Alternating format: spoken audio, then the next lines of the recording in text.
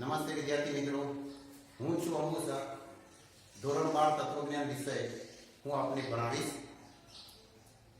તત્વજ્ઞાન વિષય ભણીએ પહેલા મારી YouTube ચેનલને આપ સૌપ્રથમ સબસ્ક્રાઇબર કરો અને આ વિડિયો ગમે તો છેલ્લે એને લાઈક કરો.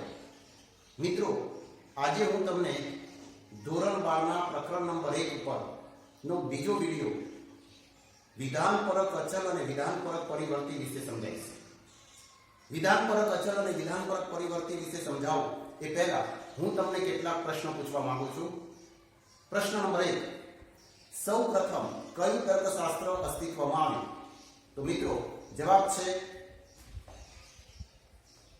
પરંપરાગત તર્કશાસ્ત્ર. નંબર 2, પરંપરાગત તર્કશાસ્ત્ર પછી કયું તર્કશાસ્ત્ર અસ્તિત્વમાં આવે છે? તો જવાબ છે મિત્રો અર્વાચીન તર્કશાસ્ત્ર. અર્વાચીન તર્કશાસ્ત્ર પછી કયું તર્કશાસ્ત્ર અસ્તિત્વમાં આવે છે? તો દોસ્તો, જવાબ છે પ્રાતિક તર્કશાસ્ત્ર. અર્વાચીન તર્કશાસ્ત્રને બીજા કયા નામે ઓળખવામાં આવે છે? તો જવાબ છે પ્રાતિક તર્કશાસ્ત્ર. પ્રાતિક તર્કશાસ્ત્રને અભ્યાસની સરળતા માટે બે વિભાગમાં વહેંચવામાં આવે છે. કયા બે વિભાગમાં વહેંચવામાં આવે છે? તો નંબર 1 વિધાનપરક તર્કશાસ્ત્ર અને નંબર 2 વિધેયપરક તર્કશાસ્ત્ર.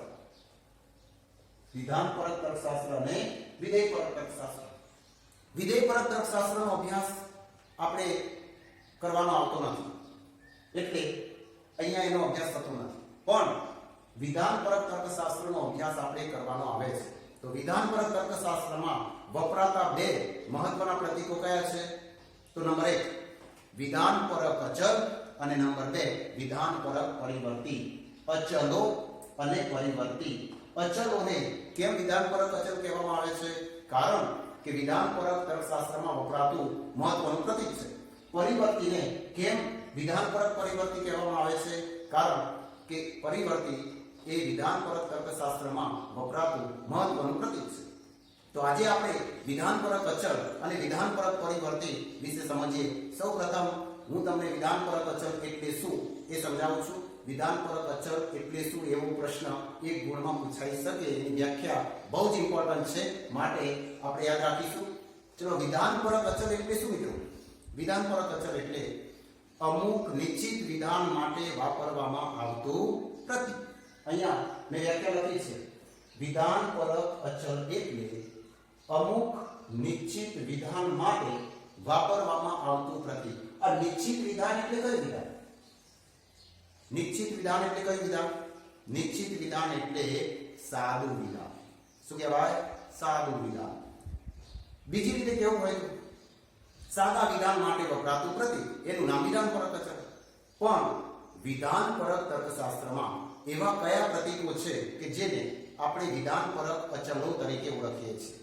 તો A થી Z સુધીના તમામ કેપિટલ અક્ષરો ને વિધાનપરક અચલ તરીકે ઓળખવામાં આવે છે. દાખલા તરીકે અહીંયા જુઓ, ગંગા પવિત્ર નદી છે. આ શું કહેવાય? સાદું વિધાન કહેવાય, એટલે કે નિશ્ચિત વિધાન કહેવાય. આ નિશ્ચિત વિધાન માટે જો તમે કેપિટલ A મૂકો તો મૂકી શકાય. આ A એ નિશ્ચિત વિધાન માટે વપરાયેલું પ્રતીક છે, એટલે એને વિધાનપરક અચલ કહેવામાં આવે છે.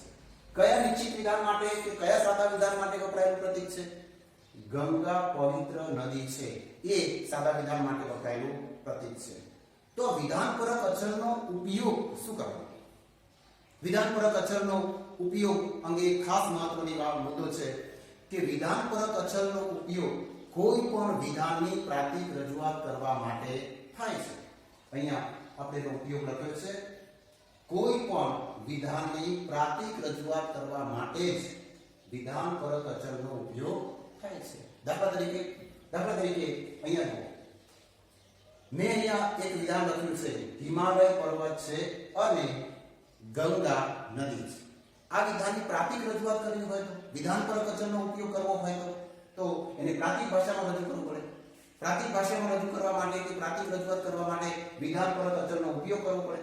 હિમાલય પર્વત છે એના માટે A વિધાનપરક અચલ, ગંગા નદી છે એના માટે B વિધાનપરક અચલ, બંને વિધાનો નિશ્ચિત વિધાનો સાદા વિધાનો અને કારણથી જોડાયેલા છે તો અને માટે સમુચ્ચય પ્રતીક તો હિમાલય પર્વત છે અને ગંગા પવિત્ર નદી છે એના માટેની પ્રાતિક રજૂઆત શું બનશે એ સમુચ્ચય ટી વિધાનપરક અચળના ઉપયોગ અંગે બીજી એક ખાસ મહત્વની મુદ્દો એ છે કે વિધાનપરક અચળમાં શું અમુક જ કેપિટલ અક્ષરનો ઉપયોગ કરો ના વિધાનપરક અચળનો ઉપયોગ કે એને પ્રાતિક ભાષામાં રજૂ કરવા માટે અમુક જ કેપિટલ અક્ષરનો ઉપયોગ કરવો એવો તર્કશાસ્ત્રનો કોઈ નિયમ નથી વિધાનપરક અચળના ઉપયોગ અંગે પ્રારંભિક પસંદગી આપણે આપણી ઈચ્છા મુજબ મુક્ત રીતે કરી શકીએ છીએ કે વિધાનપરક અચળની પ્રારંભિક પસંદગી કેવી છે ઈચ્છા મુજબ કરી શકાય મુક્ત રીતે કરી શકાય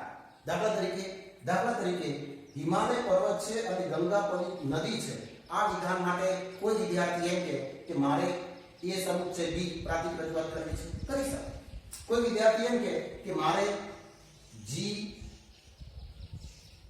એચ સમુચ્ચય જી કરવી છે કરી શકાય કોઈ વિદ્યાર્થી એમ કે મારે એમ સમુચ્ચય એન કરવી છે થઈ શકે કોઈ વિદ્યાર્થી એમ કે મારે x સમુચ્ચય y કરવી છે કરી શકાય કોઈ વિદ્યાર્થી એમ કે મારે j સમુચ્ચય k કરવી છે થઈ શકે તો વિધાનપરક અચળના ઉપયોગ અંગેની એક ખાસ મહત્વની વાત એ છે કે તેની પ્રારંભિક પસંદગી ઈચ્છા મુજબ કરી શકાય મુક્ત રીતે કરી શકાય અમુક જ કેપિટલ અક્ષરનો ઉપયોગ કરવો એવો તર્કશાસ્ત્રમાં કોઈ નિયમ નથી એથી ઝેડ સુધીના ગમે તે કેપિટલ અક્ષરને કોઈ પણ એક વિધાનપરક અચળ તરીકે કે પ્રતીક તરીકે વાપરી શકાય છે પણ અમુક નિશ્ચિત વિધાન માટે અમુક નિશ્ચિત પ્રતીકની પસંદગી કરી લીધા પછી બે શરતોનું પાલન કરવું પડે બે બંધનો આપણને નડે કયા બે બંધનો નડે નંબર 1 પહેલું બંધન કયું છે એકના એક સંદર્ભમાં એકના એક જ વિધાન માટે એકનું એક જ પ્રતીક એટલે કે વિધાનપરક અચળ મૂકવું જોઈએ મૂકી શકાય આ શરત શું કહેવા માંગે છે આ બંધન શું કહે છે ફરીથી કહું છું એને વધારે એક્સપ્લેન કરું છું એકના એક સંદર્ભમાં એકનું એક વિધાન ગમે તેટલી વાર આવતું હોય જેટલી વાર આવતું હોય 2 વાર 3 વાર 4 વાર 5 વાર તો પહેલા જે વિધાનપરક અચળની પસંદગી કરી હોય એનું એ જ વિધાનપરક અચળ એટલે કે પ્રતીક એ વિધાન જેટલી વાર આવે છે તેટલી વાર મૂકવું પડે છે આ શરતનું ફરજિયાત રીતે પાલન થવું જોઈએ મિત્રો જો આ શરતનો ભંગ થાય તો આપણી પ્રાતિક રજૂઆત ખોટી પડે છે એનું ધ્યાન રાખવું દાખલા તરીકે હું તમને આવા ઉદાહરણ આપીને સમજાવું છું અહીંયા એક ઉદાહરણ આપ્યું છે જો શરત નંબર 1 જો આપણી ટીમ જીતશે તો શાળામાં રજા પડશે અને જો શાળામાં રજા પડશે તો વિદ્યાર્થીઓ રાજી થશે આ જટિલ સંયુક્ત વિધાન છે પણ અહીંયા આ જટિલ સંયુક્ત વિધાનમાં સાદા વિધાનો તો છે કેટલા સાદા વિધાનો છે મિત્રો નંબર 1 આપણી ટીમ જીતશે આ એક સાદું વિધાન કહેવાય શાળામાં રજા પડશે આ બીજું સાદું વિધાન કહેવાય ત્રીજું શાળામાં રજા પડશે પણ આ તો એકનું એક જ વિધાન છે એટલે આ ગણાશે નહીં અને વિદ્યાર્થીઓ રાજી થશે ત્રીજું સાદું વિધાન કહેવાય આ જટિલ સંયુક્ત વિધાનમાં 3 સાદા વિધાનો છે કયા આપણી ટીમ જીતશે શાળામાં રજા પડશે અને વિદ્યાર્થીઓ રાજી થશે આપણી ટીમ જીતશે એના માટે એ વિધાનપરક અચળ મૂકીએ શાળામાં રજા પડશે બરાબર બી વિધાનપરક અચળની પસંદગી કરીએ અને વિદ્યાર્થીઓ રાજી થશે બરાબર સી વિધાનપરક અચળની પસંદગી કરીએ તો આની પ્રાતિક રજૂઆત શું થશે આની પ્રાતિક ભાષામાં કઈ રીતે રજૂ કરી શકાય તો અહીંયા જુઓ જો શબ્દ માટે જો તો પ્રતીક તો આ જો તો માટે આપણે કોઈ પ્રતીક મૂકવું પડશે પણ જો માટે નથી મૂકતા તો શબ્દ માટે મૂકીશું તો સૌપ્રથમ આપણી ટીમ જીતશે બરાબર એ અહીંયા નાનો કૌંસ અહીંયા છે તો એ તો માટે કયું પ્રતીક આવશે? શરતી. શાળામાં રજા પડશે બરાબર કયું પ્રતીક મૂકી દઉં? બી. અહીંયા કૌંસ પૂરો થાય છે, પૂરો કરીશું. અને શબ્દ તાર્કિકારક છે, સમુચ્ચય, તો સમુચ્ચય પ્રતીક મૂકીશું. ફરી પાછું કૌંસ શરૂ થયો, કૌંસ શરૂ કરીશું. જો શબ્દ માટે નહીં પણ શાળામાં રજા પડશે માટે આ વિધાન ફરીથી આવે. એકનું એક વિધાન, જો અહીંયા પણ હતું અને અહીંયા પણ આવે. એકનું એક વિધાન ફરીથી આવે છે. એકના એક સંદર્ભમાં એકનું એક વિધાન ફરીથી આવે તો પહેલા જે પ્રતીક મૂક્યું હોય એ જ પ્રતીક તમારે ફરીથી મૂકવું પડે. કયું પ્રતીક મૂકીશું? બી. તો શબ્દ માટે, જો તો શબ્દ માટે શરતી. વિદ્યાર્થીઓ રાજી થશે બરાબર સી. તો આ વિધાનની પ્રાતિક રજૂઆત શું થશે? એ શરતી બી, સમુચ્ચય બી, શરતી સી.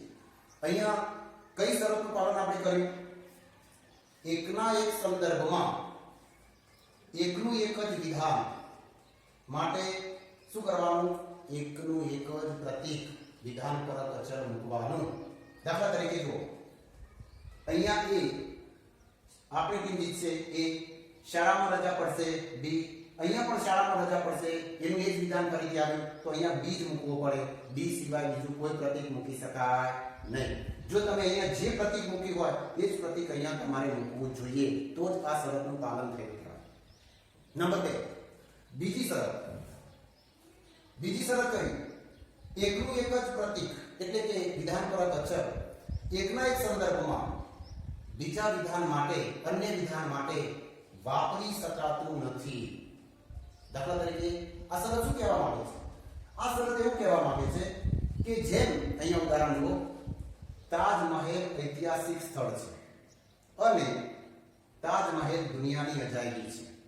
તાજમહેલ ઐતિહાસિક સ્થળ છે એના માટે હું ટી પ્રતીક મૂકું અને શબ્દ માટે સમુચ્ચય પ્રતીક મૂકું. તો તાજમહેલ દુનિયાની અજાયબી છે એના માટે હું ટી પ્રતીક મૂકી શકું નહીં. ટી સિવાય કોઈ પણ પ્રતીક મૂકી શકાય પણ ટી મૂકી શકાય નહીં. ટી સિવાય આપણે અન્ય ગમે તે પ્રતીક મૂકી શકીએ છીએ. દાખલા તરીકે અહીંયા ડબલ્યુ પ્રતીક મૂકી શકાય પણ ટી મૂકી શકાય નહીં. તો આ શરત શું કહેવા માંગે છે કે એકનું એક પ્રતીક એકના એક સંદર્ભમાં બીજા વિધાન માટે વાપરી શકાતું નથી. દાખલા તરીકે ટી પ્રતીક જો પહેલા વિધાન માટે વાપરી હોય તો બીજા વિધાન માટે પણ ટી એનું એક પ્રતીક વાપરી શકાતું નથી. તો બસ વિદ્યાર્થી મિત્રો, આ છે વિધાન પરક અચળ. વિધાન પરક અચળની મહત્વની બાબતો શું છે કે વિધાન પરક અચળ એ નિશ્ચિત વિધાન માટે વપરાય છે. નંબર 2, વિધાન પરક અચળ એ A થી Z સુધીના તમામ કેપિટલ અક્ષરનો ઉપયોગ થાય છે. નંબર 3, વિધાન પરક અચળનો ઉપયોગ કોઈ પણ વિધાનની પ્રાતિક રજૂઆત કરવા માટે થાય છે. અને વિધાન પરક અચળનો ઉપયોગ કરતી વખતે બે બાબતોનું ધ્યાન રાખવું. કઈ બે બાબતોનું ધ્યાન રાખવું? કે એકના એક વિધાન માટે એકનું એક જ પ્રતીક મૂકવું અને એકનું એક પ્રતીક બીજા વિધાન માટે વાપરી શકાતું નથી. તો મિત્રો, આ છે વિધાન પરક અચળ. તો હવે તમને જો આ વિડીયો ગમ્યો હોય તો છેલ્લે લાઈક આપો અને આગળ મારા બધા જ વિડીયો જોવા માટે તમને નોટિફિકેશન મળતું રહે એટલા માટે સબસ્ક્રાઇબ કરવાનું ભૂલતા નહીં. તો આવજો, બાય બાય.